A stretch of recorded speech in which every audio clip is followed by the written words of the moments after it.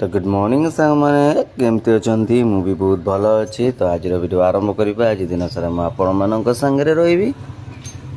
तो सकाल सकाल उठी मु बाहर को आसला बेलू देखिपे केमती रोचे आमर दृश्य।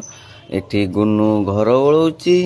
एठी देखंतु सेठी देख सारा पर मु गोटे नुआ शॉप ओपन करुच्ची। तो से तो देखंतु सांग मैंने ये रोचे आम गाँव दृश्य। आज भसाणी अच्छी से गैदरिंग एमती अच्छी। डीजे बुझा चलती केमती कौन ठाकुर पड़े से विषय कथबार्ता चलती। देखते सांग मैंने आम गाँव रही दृश्यटा बहुत ही सुंदर थाए। जो गोटे अनुष्ठान होता है सेटा। तो तापरे घर को आसी मु खाइली पखाल को रोही माछ भजा। किए किए भल पाती रोही माछ भजा पखाल सांगे कमेंट रे कहतु। तो देखिपे ओडिया घर पखाल केते सुंदर पेट पूजा। तो तापरे देखंतु बहुत ही सुंदर लगुच। पखाल खाई शोक ही इच्छा होता।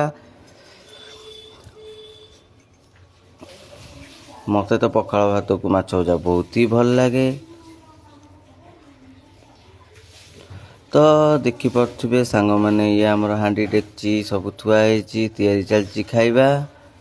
तो देखे दूची आपण मानू सांग मैंने तो ये परिवा कटा चलती। गाँव में समस्ते मिलमिशि काम करमती गोटे ठाकुर गोटे अनुष्ठान पाइंका। देखो आम ठाकुर ट्रैक्टर रे लोड हो जाती। छुआ मैंने बेलून फुंकुचंती।